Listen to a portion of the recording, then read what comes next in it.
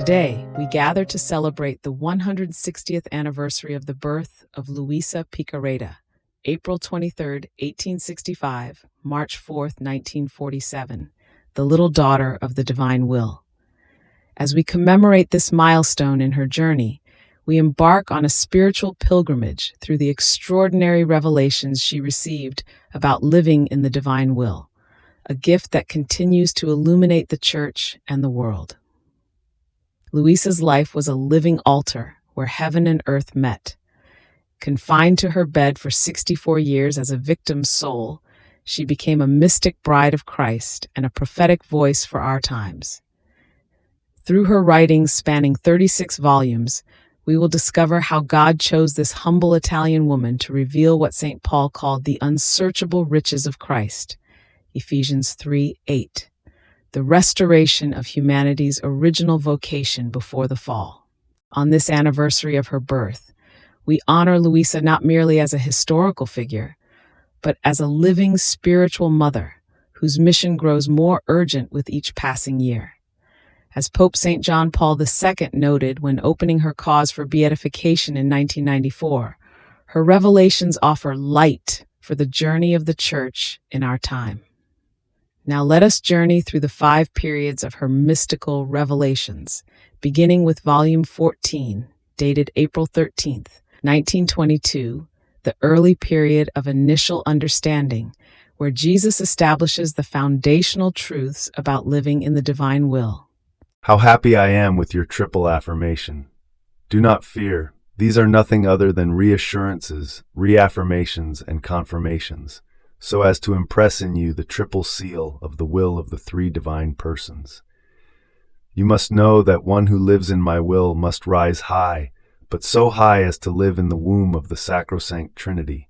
Your life and ours must be one. Therefore it is necessary, it is decorous, that you know where you are and with whom you are. That in everything you conform to what we do, and that not by force, but willingly, with love and with full knowledge, you live in our womb. Continuing in Volume 14, Jesus explains the expansion from individual to collective mission. Now, since we constitute you firstborn daughter of our will, it is necessary that you live with us in order to form the first copy of the soul who lives in our will, so that, as she lives in us, she may receive our attitude, and may learn with our power to operate according to our way. And once we have made of you the first copy of the soul who lives in our will, the other copies will come.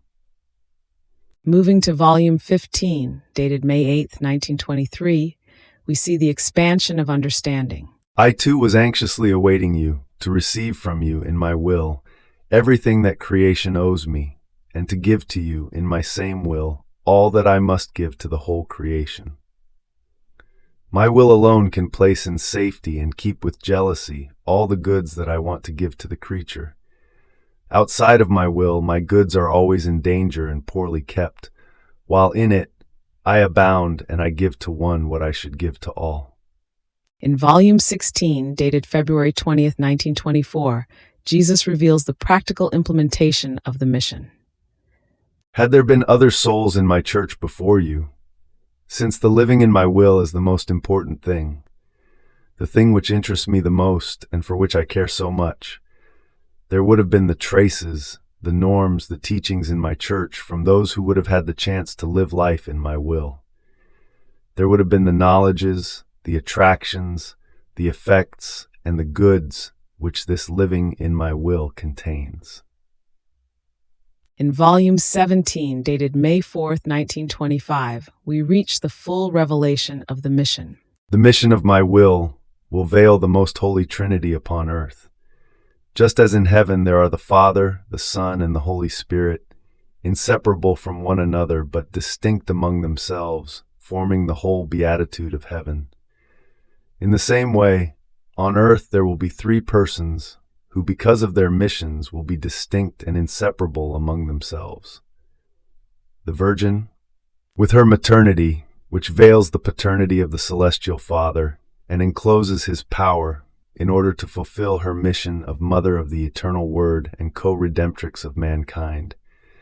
My humanity, for the mission of Redeemer, which enclosed the divinity and the Word, without ever separating from the Father and from the Holy Spirit, manifested my celestial wisdom, adding the bond of rendering myself inseparable from my Mama, and you, for the mission of my will, as the Holy Spirit will make display of His love, manifesting to you the secrets, the prodigies of my will, the goods it contains, to make happy those who will give themselves to knowing how much good this supreme will contains, to love it and to let it reign in their midst.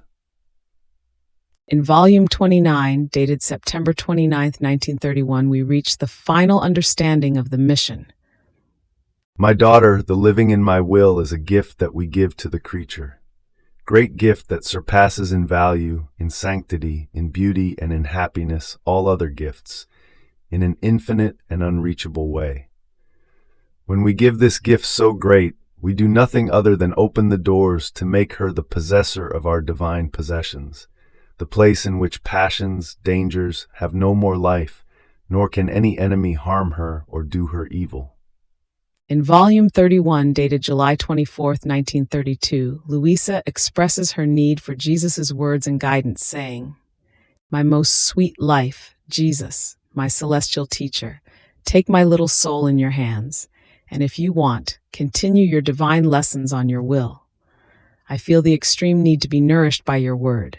After all, you yourself have accustomed me in this way. You yourself have given me this form of life. You have made me live of you and of your sweet word. Certainly I have not formed this way of living myself. No, but you did, oh Jesus, so much so that I would feel you more than myself. And as you remain silent, I feel this life break in me. And even though it is the hardest of my martyrdoms, yet I am ready, if you want to stop your speaking, to say, Fiat, Fiat, Fiat." My little daughter of my will, you oppress yourself too much, and I do not want it. Seeing you oppressed in the midst of so many goods of mine, you show that you have your eye more on yourself than on the goods that your Jesus has given you. And by this, you show that you have not yet comprehended well the gifts and the goods that your Jesus has given you. You must know that each word of mine is gift, and therefore a great good contained in it. In fact, my word possesses the creative, communicative, formative virtue, and as it is pronounced by us, so it forms the new good to give to the creature. See, for as many words as I have spoken to you, and as many truths as I have made known to you, so many gifts did I give you, and these gifts enclose divine goods, one distinct from the other.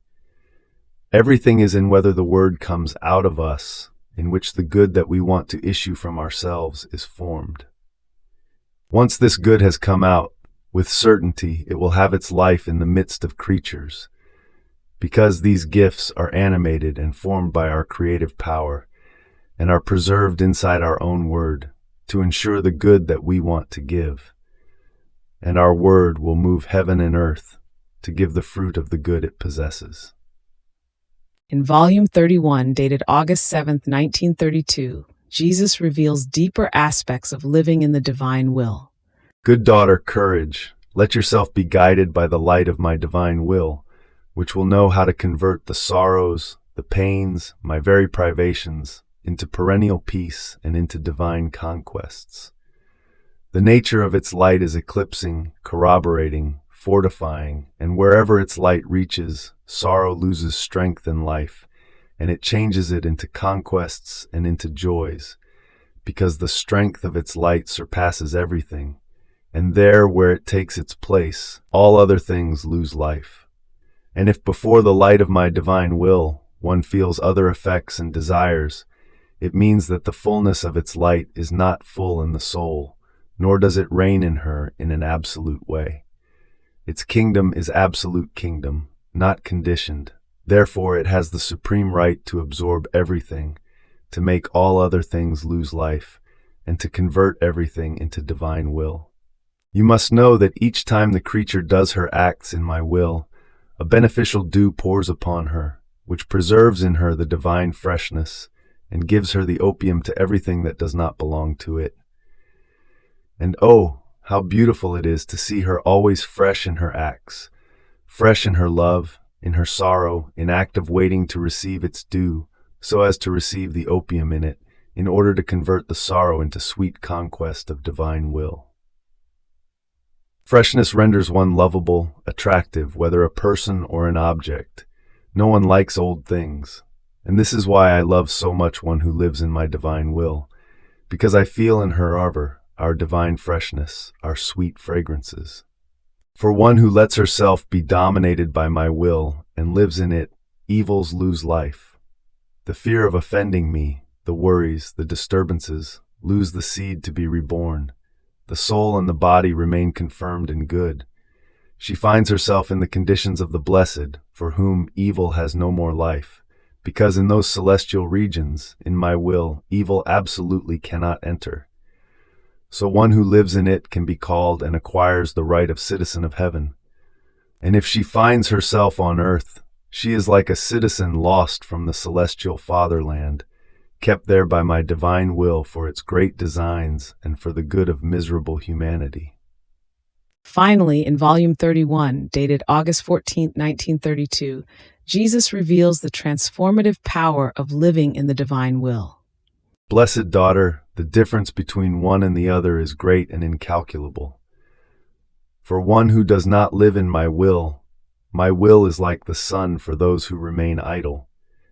As much as it invests them with its light and darts through them with its heat, they do nothing, they learn nothing and earn nothing, and they render the light of the sun sterile for them. And since they are there doing nothing, they get tired, they get bored with the light itself, and they seek darkness as rest for their unhappy sloth. On the other hand, for one who works, the light is operative. It is light for the eye, to let her look at what she has to do. In fact, for as much light as she may have outside, if her eye does not have the life of light, the light that surrounds her will be of no good for her. And if she does not have the external light, no good will come to her from having the life of light in her eye. My paternal goodness has placed such union of accord between the external light that the creature can have and that of her eye, so much so that one cannot operate without the other. Light for her hands if she wants to work, if she wants to write, if she wants to read, and so forth. So the first operating role in the creature is assumed by the light. Without it, it would be difficult for her to do nearly any good and earn for herself a crust of bread in order to live. Now, such is the light of my will for one who does not live in it. My will invests and exists for all, but is not operative, nor dominating in the act of the creature. With all its light, she remains idle. She learns nothing of the divine, nor does she make any conquest, and the most beautiful things tire her and bore her. The will that wants to live in mine is like the eye full of light, which becomes capable of unifying itself with the light of my will. And as they place themselves in accord with each other, they do and form prodigious labors and works, such as to astonish heaven and earth. See, then, what it means to live in my will, not remaining idle, the little light of the soul placing itself in accord with the light of the eternal fiat, to render it operating in her acts, and therefore form the inseparability between one and the other. This concludes our journey through the evolution of Luisa's mission regarding the gift of living in the divine will. From its initial revelation in 1899 through its development in 1938, we have seen how this mission grew from a personal gift to a universal calling, from a hidden treasure to a revealed truth, and from a temporary experience to an eternal reality. The mission continues to unfold, calling all souls to live in the divine will and establish its kingdom on earth. In conclusion, Luisa's mission represents a pivotal moment in salvation history, serving as the bridge between the kingdom of redemption and the kingdom of the divine will. Her role as the firstborn daughter of the divine will and mother of all the children of our fiat positions her as a key figure in God's plan to restore humanity to its original purpose. The mission unfolds in three distinct phases. First, as the Virgin Mary veiled the paternity of the Father and Jesus' humanity veiled the Son's redemption, Luisa's mission veils the Holy Spirit's love and knowledge of his will. Second, through her writings and example, she prepares humanity to receive the gift of living in the divine will. Third, her mission continues in heaven, where she works with the divine will to establish its kingdom on earth. The kingdom of the divine will represents the fulfillment of the prayer, "Thy will be done on earth as it is in heaven." It is not merely a spiritual state, but a concrete reality that will transform the world. As Jesus revealed, this kingdom will be established with greater magnificence and splendor than the kingdom of redemption, bringing about the complete restoration of creation's original order. Luisa's mission is essential to this transformation. Through her complete surrender to the divine will, she demonstrates the path for all humanity. Her writings serve as celestial characters that bring heaven's life to earth, overpowering the human will and restoring peace and happiness. Her acts in the divine will form a net of light to catch souls for the kingdom of God. The current turmoil in the world, while painful, serves as a necessary purification to prepare humanity for the kingdom of the divine will. Just as redemption was the remedy for the sick, the kingdom of the divine will serve as food for the healthy, bringing about the complete fruit of redemption with delight, joy, and happiness. Ultimately, Luisa's mission points to the fulfillment of God's original plan for creation, the establishment of his kingdom on earth, where his will reigns supreme. Through her example and writings, she invites all souls to participate in this divine plan, to live in the divine will, and to become citizens of heaven while still on earth. This is the great gift that surpasses all others, the restoration of humanity to its original dignity and purpose in the divine will. Fiat.